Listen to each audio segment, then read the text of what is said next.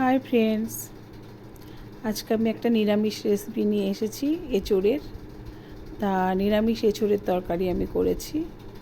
তা এটা একদমই একটু অন্যরকম, কারণ সবাই সাধারণত এঁচোড়টা মানে হয় চিংড়ি মাছ দিয়ে করে বা পেঁয়াজ রসুন দিয়ে করে, কিন্তু আমি এটাকে একদম নিরামিষ করেছি। প্রথমে এই যে এঁচোড়টাকে আমি সেদ্ধ করে নিয়েছি, আর এদিকে আমি কড়াইয়ে তেল দিয়েছি জিরে, তেজপাতা, ফোড়ন। তাই নিরামিষ এঁচোড়ের টেস্টটা কিন্তু সত্যি একটু অন্যরকম, খেতে ভালোই লাগে। সবসময় যে চিংড়ি মাছ দিয়ে বা মাংসের মতো রান্না করে খেতে ভালো লাগে তা নয়, এইভাবে নিরামিষ এঁচোড়টাও কিন্তু খুবই টেস্টি লাগে। তা কড়াই আমি জিরে তেজপাতা ফোড়ন দিয়ে আমি তার মধ্যে দিয়ে দিয়েছি আলুগুলো। আমি কিছু আলু কেটে রেখেছিলাম আগে থেকেই। এবার আলুগুলোকে আমি একটু ভালোভাবে ভেজে নেব। তা আলুগুলো কিন্তু একদমই লাল লাল করে আমি ভেজে নিয়েছি।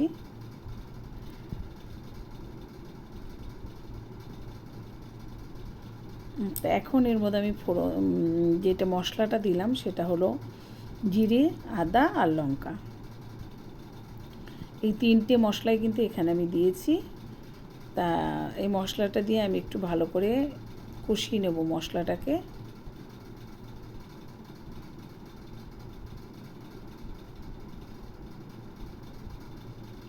আর এখানে আমি পরিমাণ মতো হলুদ দিয়ে দিলাম।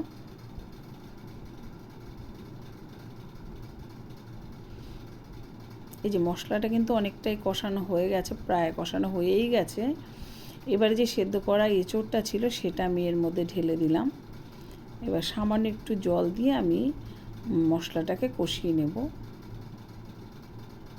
এঁচোড়ের সঙ্গে মশলাটাকে আবার একটু জল দিয়ে ভালো করে নাড়িয়ে নিচ্ছি। এবার আমি দিয়ে দিলাম স্বাদ মতো লবণ।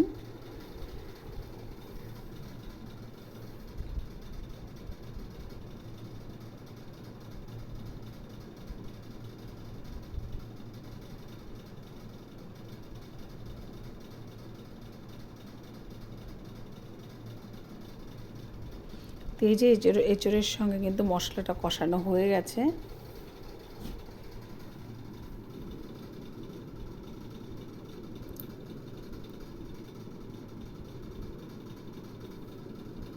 এবার আমি অল্প করে জল দিয়ে দিলাম, খুব বেশি জল আমি দেব না, কারণ আরেকটু দেব। হ্যাঁ, এবারে কারণ হচ্ছে আমি খুব বেশি ঝোল রাখবো না, এটা একদমই গামাখা গামাখা করে করব। যেখানে জলটা খুব অল্প দিলাম। আমি এঁচোড়টাকে একটু ভালো করে ফুটিয়ে নিলাম। আর আলুটা যেহেতু খুব ভালো করে আমি ভেজে নিয়েছি, মোটামুটি ভাজাতেই প্রায় সেদ্ধ হয়ে গেছিলো।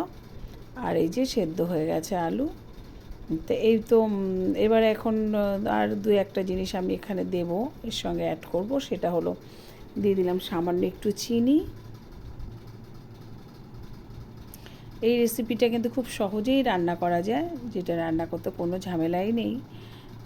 তা আর এখানে এখন একদম সবশেষে যেটা দেব সেটা হলো একটু ঘি দেব নামানোর আগে।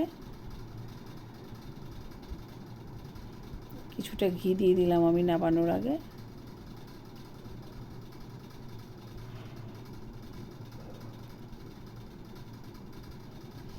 তো এখন একটা পাত্রে আমি ঢেলে নিলাম এঁচোড়টা। এটা কিন্তু একদমই গামাখা গামাখা হয়েছে, একটু ঝোল রাখা হয়নি। তো ফ্রেন্ডস, আমি এইভাবে আজকে নিরামিষ এঁচোড়টা করলাম। তোমাদের কেমন লাগলো ভিডিওটা অবশ্যই কমেন্ট করে তোমরা জানাবে, আর ভালো লাগলে অবশ্যই শেয়ার করবে। আর YouTube channel Nandi blog and kitchen থেকে যারা দেখবে তারা অবশ্যই সাবস্ক্রাইব করে দেবে। টাটা।